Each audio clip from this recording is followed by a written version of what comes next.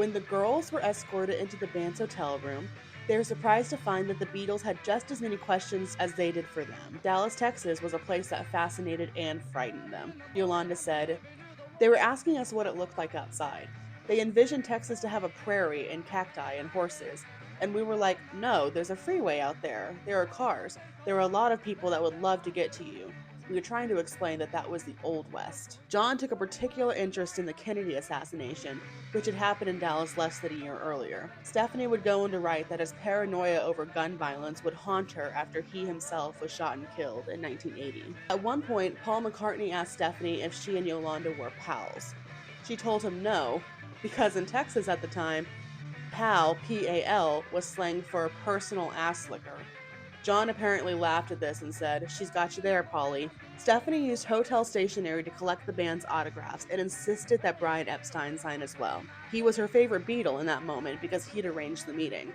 After presenting them with the lighter, the girls mentioned that they had also purchased black Stetson hats for the band, but had left them at home. They had done this in hopes that it would secure them a second meeting, and it worked. Paul immediately took an interest in the hats, and John gave them passes to the next day's press conference so they could bring them. The band loved those hats and can be seen wearing them for years to come.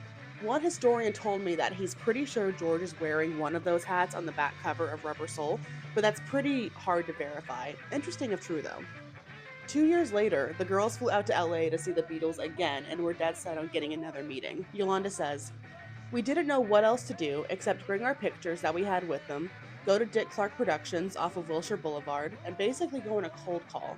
We walked in, spoke to the secretary, and said, 'This is who we are. Here's a picture of us. We're dressed alike.'" At that point, the main character energy these two were radiating was untouchable because they landed a meeting with Dick Clark himself, who in turn gave them passes to the band's press conference. The girls wore matching suits again, as well as black Stetsons of their own, and took their place in the back of the room. Miraculously, the band recognized them and invited them up. They rushed up to the podium, posed for the press, and gave the band more gifts, this time custom branding irons with their initials. Shortly after, the girls graduated high school and went their separate ways in life.